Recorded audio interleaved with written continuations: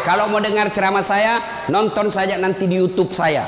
Ini ada nanti di YouTube, gambarnya lebih bagus, ya, suaranya lebih jernih. Kunjungi, jangan lupa like and share.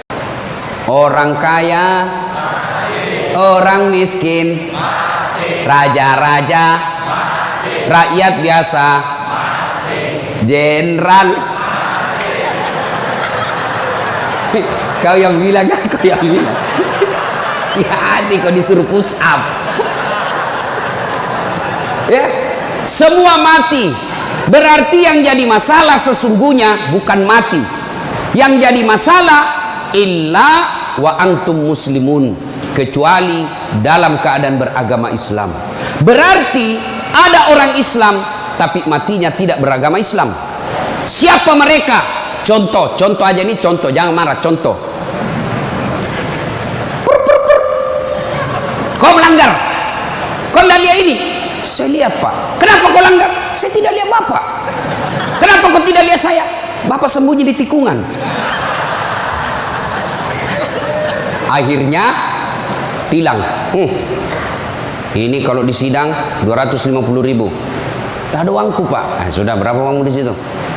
50.000. Sudah, 50.000. Tidak ada pun bensin, Pak. Sini 40.000. Sini 10, ambil kau 10.000. Sudahlah itu, dia pergi makan soto Betawi. Pas sudah makan soto Betawi, keluar dari warung, tabrak, mati. Matinya bisa dalam keadaan kafir. Kenapa? Ada uang haram dalam perutnya. Auzubillah min zalik. Ini polisi film India, bukan polisi Indonesia. Oh, polisi Indonesia orang bagus. Itu polisi film India. Ya, saya bilang sama jamaah saya, hei ibu-ibu, jangan kau musuhi polisi. Kau kira hidupmu enak kalau tidak ada polisi? Rumah dirampok, anak diperkosa, istri dibunuh, harta dijarah, habis semua harta kita yang puluhan tahun dikumpul. Kita tahu pelakunya, kita identifikasi pelakunya, datang ke polisi, tolong Pak polisi, cari pelakunya, kejar dia, selamatkan hartaku, ini ciri-ciri orangnya. Kata polisi, mohon maaf, baru saja polisi bubar. Musuh itu polisi. Saya mau pergi ceramah, macet jalan, tidak bisa gerak, mau maju tidak bisa, mundur tidak bisa. Saya baca surah Yasin, sudah hatam, tidak gerak-gerak mobilku. Begitu datang polisi lalu lintas, selesai. Pun kalau ada polisi yang minta-minta uang di jalan, itu polisi film India.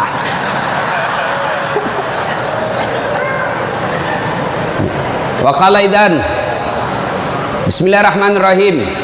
Ya ayyuhalladzina amanu dukhulu fis-silmi kaffatan wa la tattabi'u khutuwatis syaitan innahu lakum aduwwum mubin.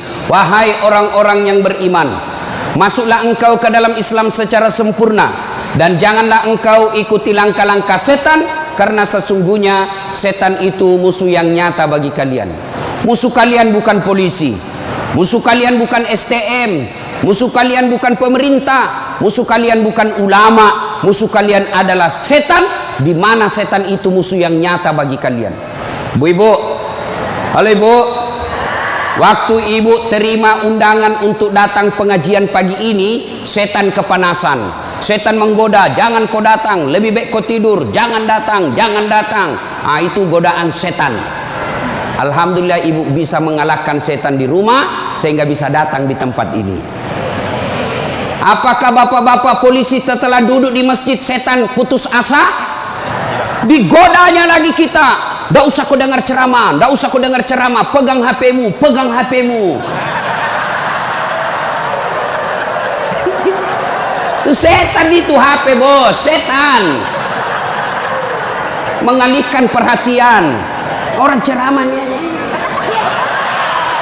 Siaran langsung juga baru 3 penontonnya, pret. Simpan dulu HP bos, simpan dulu. Sudah dikasih tahu HP itu setan, masih dipegang HP-nya, bukan lagi temannya setan, tapi kau sudah jadi setan cilaka. Woi bu, simpan dulu HP. Woi, ibu-ibu yang pegang HP, saya doakan suaminya kawin lagi. Mau kau. Bos, dengar dulu. Kenapa saya larang siaran langsung ketika saya ceramah? Dengar dulu penjelasan saya, serius. Saya tidak mau kalau saya lagi ceramah ada siaran langsung. Ya, saya ini dokter di bidang komunikasi, spesialisasi komunikasi massa. Saya belajar soal media, Pak, dan saya sekolah sampai ke luar negeri soal media massa. Saya pelajari itu, dokter saya di bidang itu. Setelah saya pelajari, netizen kita di Indonesia, masyarakat dunia maya namanya, itu ada orang cari uang dengan membuli public figure. Ulama tentunya. Kenapa? Ulama banyak followernya. Saya penonton saya 83 juta. Maka kalau dia datang serang saya, maka penonton saya 83 juta itu lari matanya ke channelnya dia dapat duit. Maka dia cari duit dengan cara membuli public figure. Contoh guru kita Abdul Somad.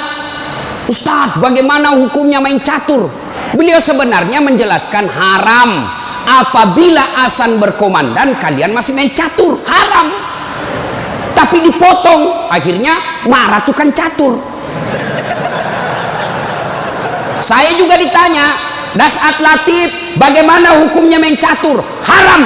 Kenapa bisa? Karena kau bunuh Perdana Menteri dan Raja. Ya haram lah. Nah, tolong simpan dulu HP-nya ya. Bisa? Bu ibu, nggak usah selfie, nanti selfie. Saya layani ibu sampai pagi selfie. Ini kan jamaah fans saya ini kan rata-rata ibu-ibu. Tapi ibu-ibu yang sudah muka-muka sakaratil maut.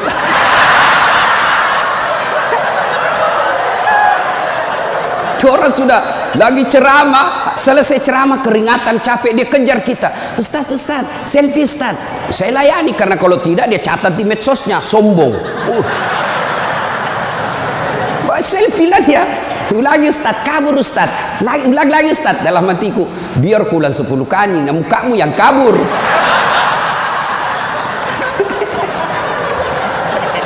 Simpan dia bu, boleh bu. Simpan HP Pak, boleh? Boleh simpan HP-nya? Siap? Oke, kalau mau dengar ceramah saya, nonton saja nanti di YouTube saya. Ini ada nanti di YouTube, gambarnya lebih bagus, ya, suaranya lebih jernih. Kunjungi, jangan lupa like and share.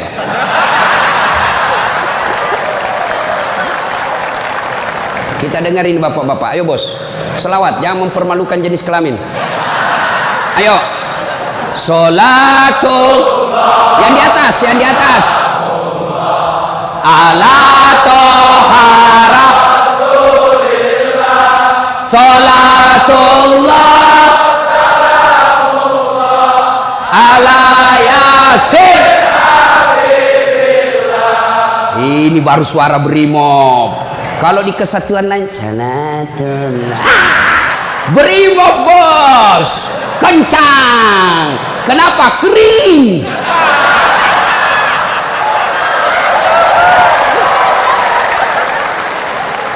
Saya ceramah ini gaspol atau rem-rem? Hah? Serius? Hah? Oke, gaspol memang.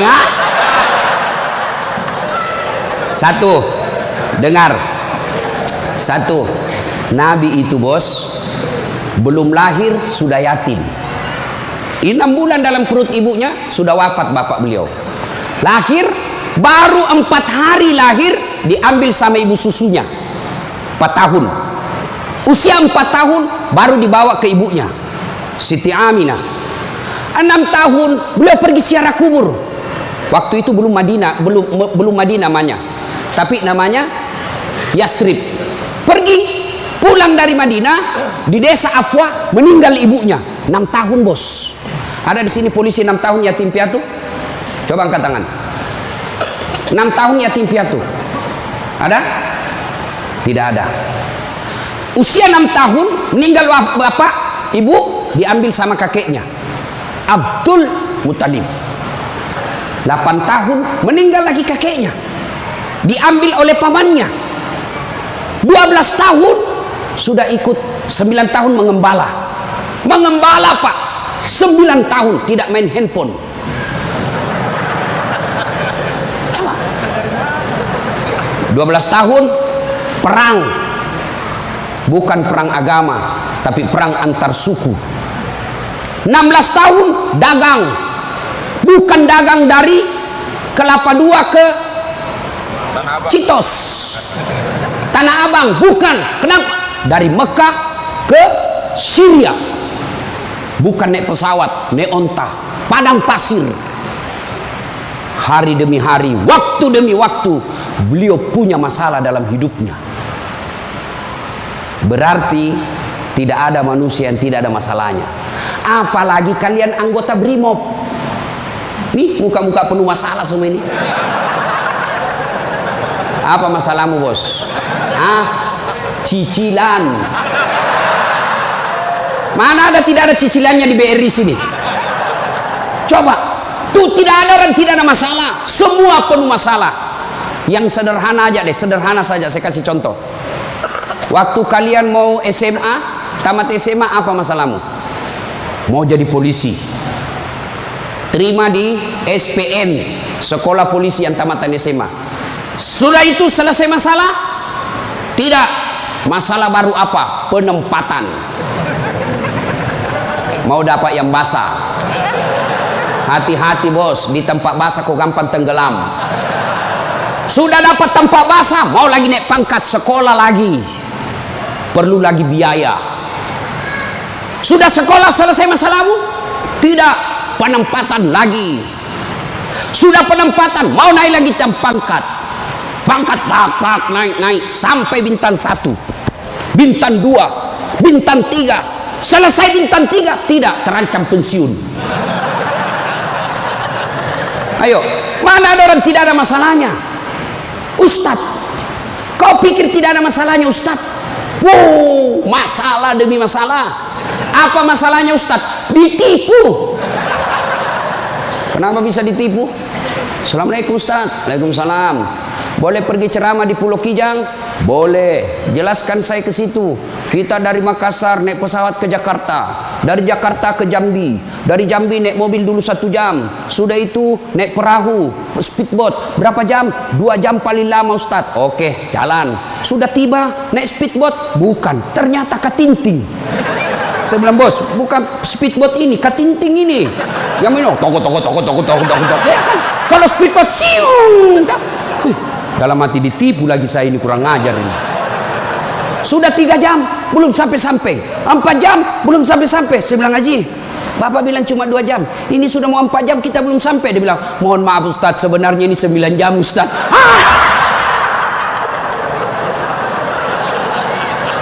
Kenapa Bapak bilang cuma 2 jam? Karena kalau saya bilang 9 jam pasti Ustadz tidak mau terima cara saya. Itu Pak, tidak ada orang tidak ada masalah. Apalagi kalian Barimo. Ini bahasa Bugis. Dia bilang teman saya, Ustaz, kenapa itu orang Bugis kalau bicara selalu ke yang G? Oh, itu orang Bugis pinggiran. Kalau kami ini Bugis modern. Bos, adik-adik polisi, ini yang brimob. Mana ada tidak ada masalah? Sepertinya dari semua pekerjaan, polisi lah yang paling banyak masalahnya. Kenapa? Masalahnya orang kita urus, Pak. Dia yang baku tikam, kita yang repot. Periksa. Ayo, sudah sesuai pasal, datang lagi pimpinan. Atur sedikit itu. Masalah, Pak. Mana ada tidak ada masalah? Ibu-ibu, yang sederhana. Masalah rumah tangga. Bapak polisi, istri cantik. Bapak pikir bukan masalah. Istri cantik digoda orang. Apalagi kalau suaminya jelek. Oh, lebih masalah itu. Berarti bagus kalau istri jelek, Ustaz. Istri jelek dihina orang. Masalah, bos. Kita lagi malu jalan sama dia. Ada undangan pengantin, duluan aja dek, nanti kita ketemu di gedung. Sampai di gedung dia bilang istrinya, bang, mana kau bang? Saya sudah sampai. Mohon maaf dek, saya tidak jadi ke situ lagi benceret. Ayo, istri cantik masalah, istri jelek masalah. Coba, berarti bukan masalah kita. Masalah kita adalah bagaimana cara mengatasi masalah. Mengatasi masalah tanpa ibu-ibu tahu juga pegadaian di sini.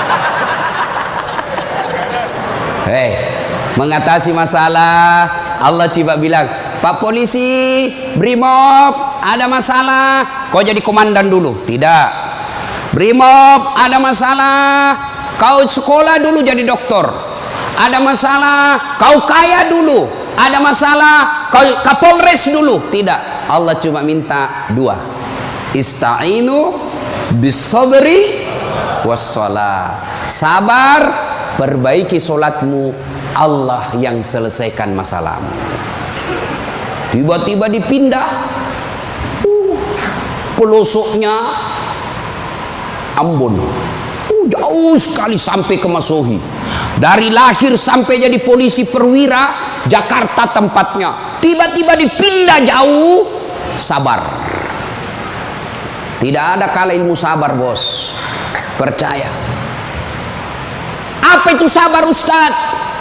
Lagi duduk-duduk ditempelin, pak. Saya sabar. Bukan sabar itu, bos, beleng-beleng itu. Masa tidak ada salamu ditempelin kok sabar? Enggak.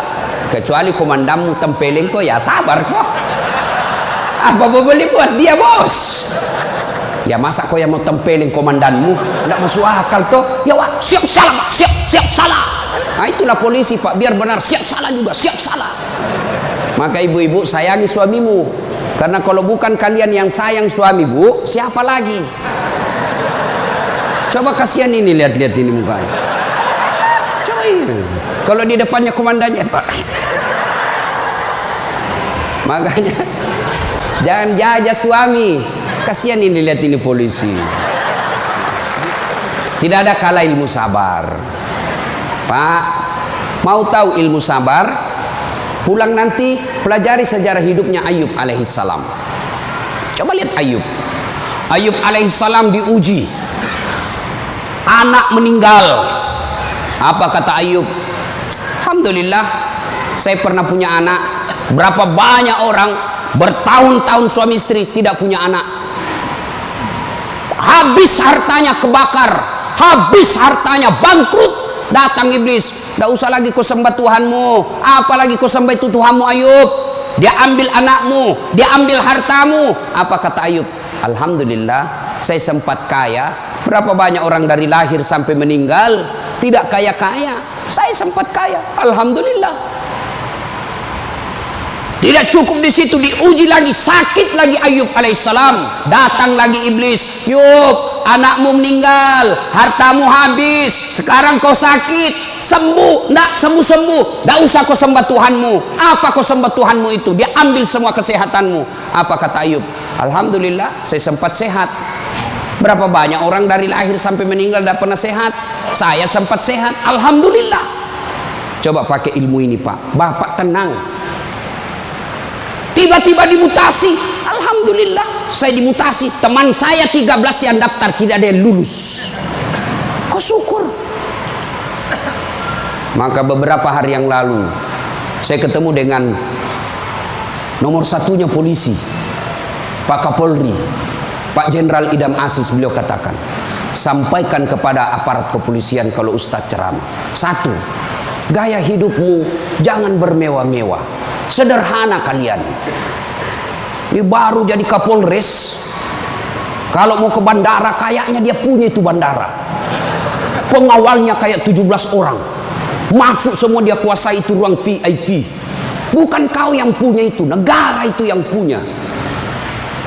Apa dilarang? Tidak dilarang, tapi tidak pantas. Datang, belum lagi pasukannya istrinya. Lebih banyak lagi itu. Dan ini istri-istri yang datang cari muka sama istrinya Kapolres. Kenapa? Karena istrinya Kapolres lebih tinggi pangkatnya daripada Kapolres. Suaminya AKBP, dia kombes. Itulah bisa dimutasi itu gara-gara pengaruh istri. Jangan, gaya hidup sederhana. Tahu puasa? Tahu puasa, Pak? Ramadan Bapak puasa, Bapak polisi? Iya. puasa, roti halal atau tidak? Air putih halal atau tidak? Nasi halal atau tidak? Tapi siang tahan dulu, nanti sudah maghrib. Maknanya Bapak polisi, kalau Bapak polisi pakai baju coklatmu, tahan itu, jaga diri, pengendalian diri yang harus. Boleh marah, tapi ketika warna coklat tahan, karena di situ ada institusimu. Boleh marah, tapi ketika pakai warna coklat tahan. Kenapa? Kamu lagi membawahi negara.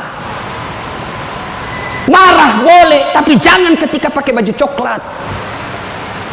Itu kalau pribadimu disinggung. Tapi kalau institusimu disinggung, coklat harus maju.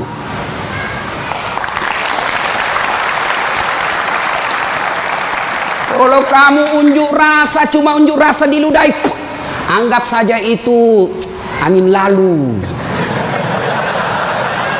Biasa bos. Jangankan kalian, komandanmu saja yang jenderal pernah diludahi. Ketika juga seperti pangkat kalian. Ini kamu baru merah satu dilempar.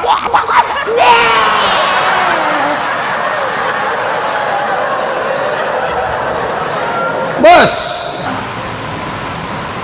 Rasulullah Pak pergi sholat jamaah, diludahi dari atas.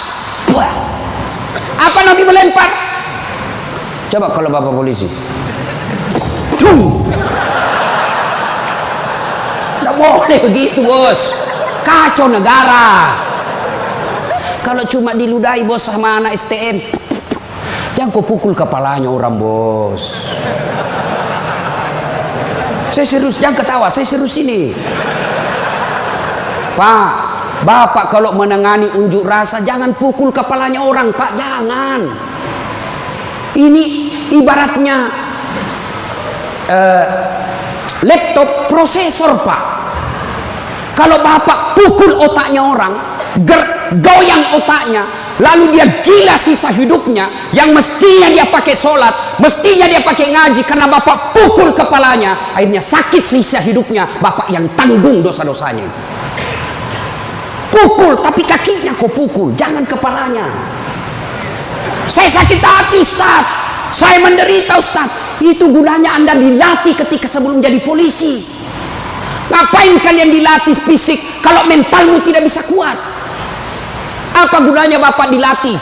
Bawa pasir berkilo-kilo di belakang, lari di sungai, tengah malam disuruh lari, tengah siang hari disuruh lari, panas pagi, siang lari, dingin lari, kadang-kala tidak pakai baju.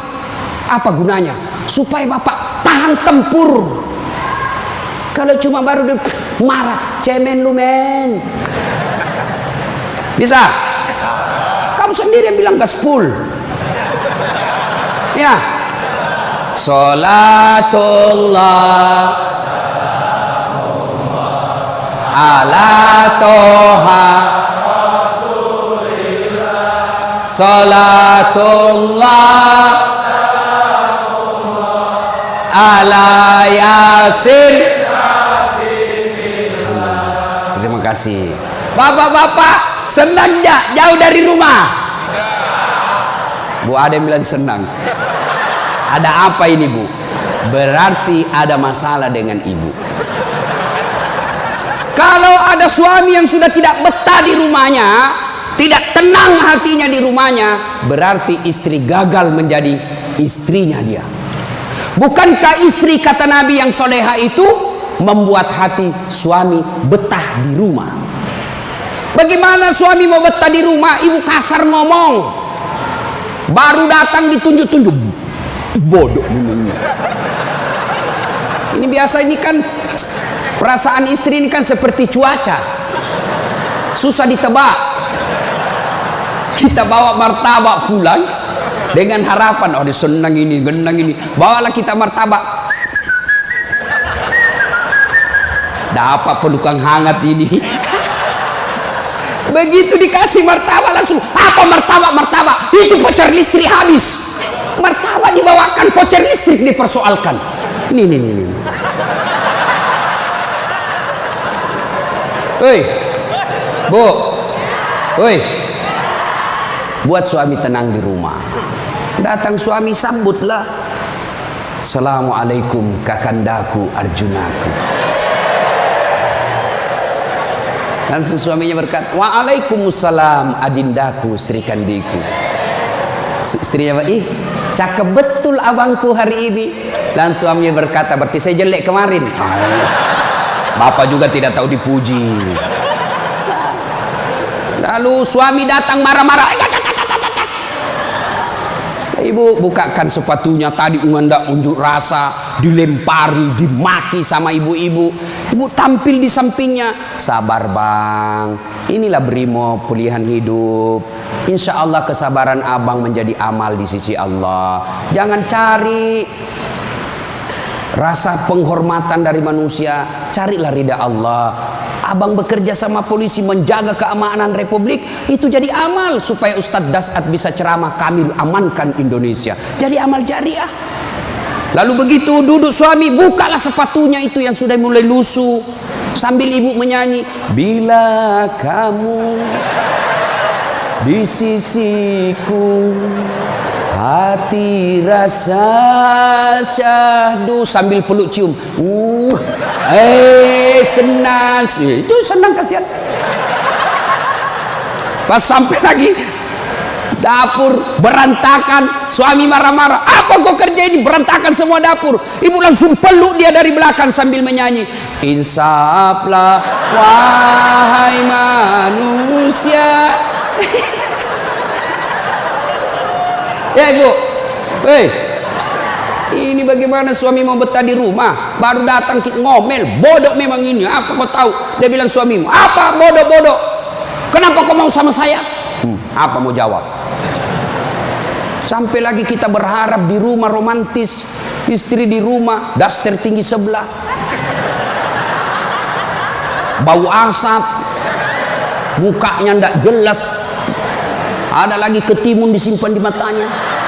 Nonton sinetron, dia angkat keteknya sambil dicabut.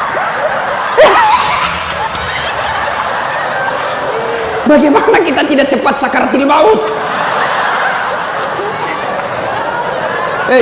Bu, buatlah suami betah di rumah, supaya suami berkata, meskipun saya menderita di jalan, meskipun saya susah di unjuk rasa, meskipun saya dimaki sama komandanku, tapi ada istri di rumahku, bidadari dalam surgaku. Bisa ibu? Bisa? Serius? Bisa? Nah, itu semua bisa kita lakukan apabila kita sabar. Yang kedua, sholat. Bapak ketika ada masalah, perbaiki sholat. Bapak mau jadi Kapolres, mau jadi Danton, mau jadi Kapolda, tidak usah cari muka sama pimpinanmu. Capek cari muka sama manusia. Siap. Tidak laku men. Cari muka kepada Allah. Kerja saja tugasnya seperti profesional. Kata Pak Jenderal tadi, lakukan yang profesional, meningkatkan sumber daya polisi, kirim pendidikan, jaga akhlak, perbaiki attitude. Insya Allah Bapak lakukan itu, Allah yang ngurus pangkat jabatannya Bapak. Kalau Bapak cari muka sama pimpinan, ganti, cari muka lagi yang baru, ganti lagi, cari muka lagi. Lebih baik Bapak perbaiki kerja sebagai polisi, tegakkan aturan dengan kepolisian, jaga harkat dan martabat institusi kita, biar Allah yang jaga kita punya. Sholat Pak. Saya kasih contoh Pak, kalau Bapak dipanggil sama jenderal, ada kan ajudannya jenderal kan? Coba lihat kalau ke jenderal panggil, Pak Dan, komandan panggil, ajudan, itu ajudan biar lagi tidur langsung lompat, siap komandan, ada kuaci di mulutnya, siap, kalau perlu dia telan itu kuaci di mulutnya. Ada kira-kira ajudan dipanggil, ajudan, tunggu dulu Pak, diinjak lehermu bos. Ada bisa. Padahal ini jenderal ada pensiunnya, jenderal ada mutasinya, tapi kenapa kita terlalu takut? Lalu kenapa ketika Allah yang memanggil kita, hayya 'alas shalah, apa kita jawab? Tunggu. Ya sudahlah, kau kata Allah, ya sudah, urus sudah itu. Maka jangan heran 20 tahun Bapak jadi polisi tidak bisa lepas dari kredit. Kenapa? Bapak nganggap enteng sama yang punya dunia. Saya sholat Ustaz. Betul Bapak sholat, tapi main-main. Allah. Karena budu, iya karena istan.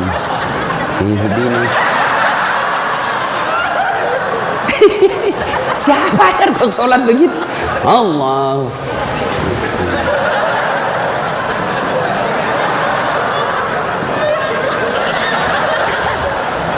Atau ada ibu-ibu yang tanya saya, Ustaz, boleh ke itu sholat tidak pakai BH? Kenapa? Panas di kompleks Ustaz, tidak ada kipas angin, tidak ada AC. Boleh, boleh, tapi tidak beradab namanya.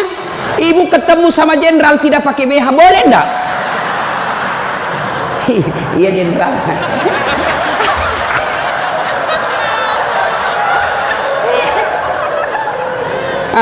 Maka jangan heran Bapak bertahun-tahun sholat tidak bisa baik hidupnya. Kenapa?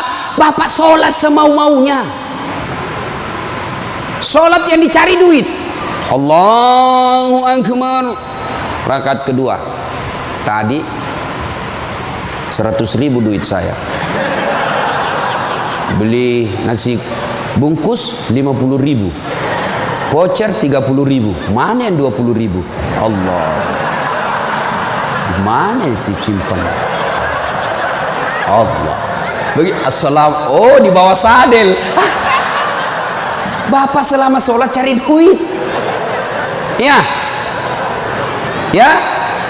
Maka begitu ada masalah Pak, perbaiki sholat. Di komplek kita ini, tiba waktu azan, Bapak tidak latihan dan tidak sibuk, datang ke masjid. Sudah sampai ke masjid, yang dari sana, yang dari pintu sana menghadap kemana? Menghadap kemana? Kemana? Barat.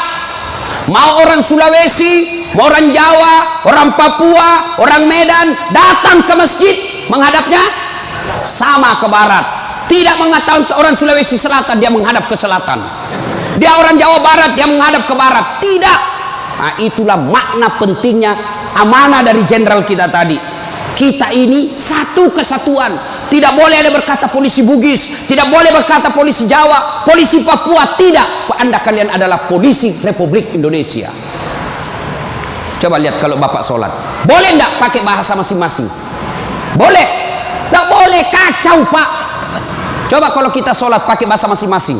Yang jadi imam keturunan Arab. Allahu Akbar.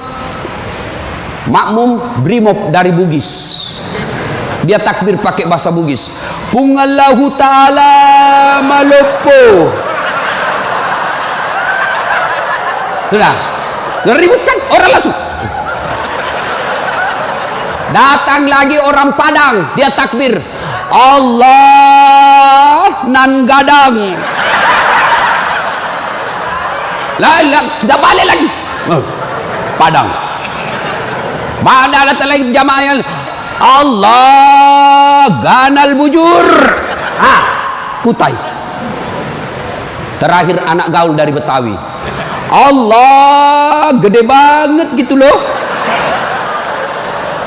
Kacau kan? Begitu juga di polisi. Kalau rakyat Indonesia saja selalu disampaikan jangan berpecah belah, jangan bertengkar, kalian satu rakyat Indonesia. Apalagi polisi harus lebih bersatu. Jangan rakyat kita bersatu, polisi berpecah belah. Oh kami brimob, oh kami Kopassus Densus, oh kami Gegana. Enggak, kalian adalah polisi rakyat Indonesia. Bagaimana agar muncul persaudaraan? Kata Nabi, umatku itu, polisi itu kalau diaplikasikan dalam polisi itu seperti badan ini. Coba lihat badan kita Pak, satu sakit yang lain ikut merasakan. Tangan kanan gatal tanpa disuruh kiri yang garuk, tangan kiri yang gatal tanpa diundang kanan yang garuk. gatal dua-duanya, kerjasama. Begitu kalian jadi brimob, begitu kalian jadi polisi. Coba ada anak muda lagi jalan malam-malam, tahan tuh kakinya, kaki tahan tuh, semua ikut merasakan. Pertama yang bereaksi mulut,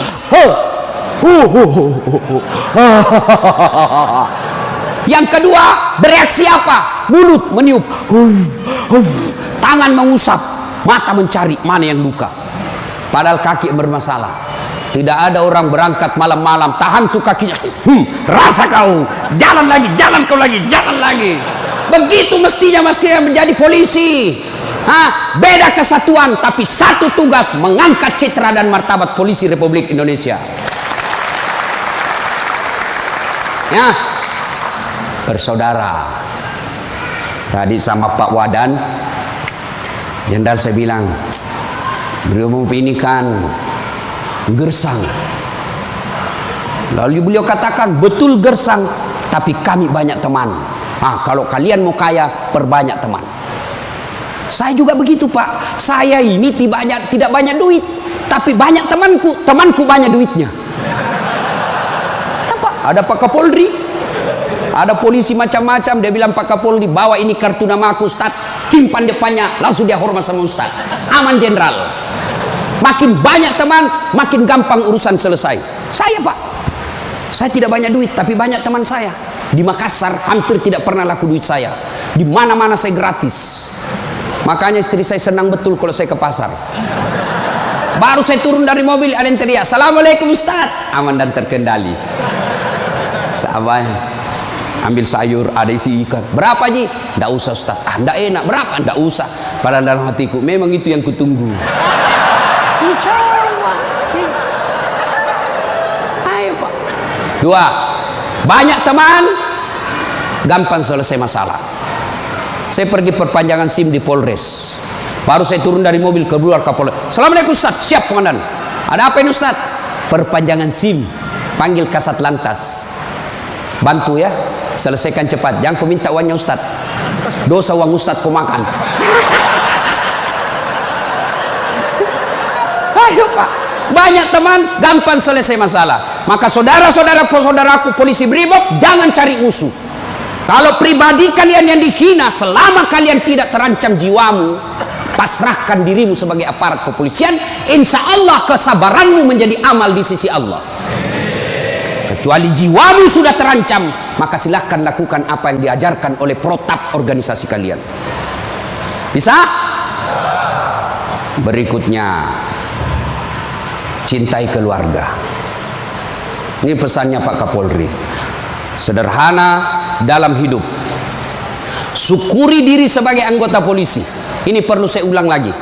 Bapak-bapak ini harus bersyukur sebagai orang polisi, anggota kepolisian Republik Indonesia. Kenapa bisa Ustaz?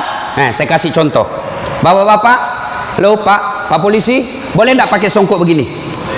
Boleh. Boleh, malah dicintai rakyat kalau Bapak polisi jalan pakai songkok. Boleh Bapak pakai gamis seperti ini? Boleh. Boleh pakai serban? Boleh. Tapi boleh enggak das atletik pakai bajunya komandan? Pak Jenderal, ditangkap saya Pak, polisi gadungan. Maka syukuri bajunya Bapak. Ini tidak semua orang bisa pakai bajunya Bapak coklat itu. Maka syukuri dengan cara apa? Angkat harkat dan martabatnya, tingkatkan profesionalisme, tingkatkan ilmu kalian, lalu jaga institusi. Kalau pribadi dihina, selama itu tidak menyentuh keselamatan jiwa kita, sabar saja. Insya Allah kesabaran itu, innallaha ma'as sabirin. Allah bersama dengan orang-orang yang sabar. Dan yang ketiga pesan Pak Jenderal, Pak Kapolri, apa pesan beliau? Berbuat baiklah kepada keluarga yang setiap hari mendoakan. Ini istri-istri kita. Bapak-bapak, istri, dia tinggalkan kampung halamannya di Jawa. Dia tinggalkan kampung halamannya di Sulawesi. Ikut ke suaminya sebagai polisi. Lalu kenapa ketika ikut kita sengsarakan, kita tipu, alasan rapat, ternyata pergi merapat. Teman selingkuhnya ditulis namanya di handphone komandan. Nah ini juga kalau ibu-ibu suka periksa HP. Makanya ibu, jangan suka periksa HP-nya suami. Bagaimana kita tidak bohong? Setiap kita pulang kau periksa semua. Ada ibu-ibu tanya saya di Makassar, Ustaz, bagaimana supaya suami sehat jantungnya tidak serangan jantung? Apa doanya? Saya bilang, tidak usah kau baca doa. Bagaimana caranya Ustaz? Jangan lagi periksa suamimu punya HP. Semakin sering kau periksa, makin tekanan jantung dia. Apalagi kalau dia lupa pasang passwordnya. Sampai ada kemarin di warung kopi curhat sama saya, Ustaz. Ternyata itu handphone berpengaruh terhadap tingkat kehusuan salat. Gimana caranya? Saya lagi takbir, Ustaz, baru takbir pertama, rakaat pertama, Allahu Akbar, bunyi handphone saya. Dan itu ada istriku di samping, Ustaz. Baru rakaat pertama, masih 3 rakaat ini, Ustaz. Mati didapat, diangkat istriku, mati tidak bisa husu. Istrinya langsung ngomong dari samping, ya sudah lanjutkan saja, husu saja, saya tidak angkat ini HP-mu.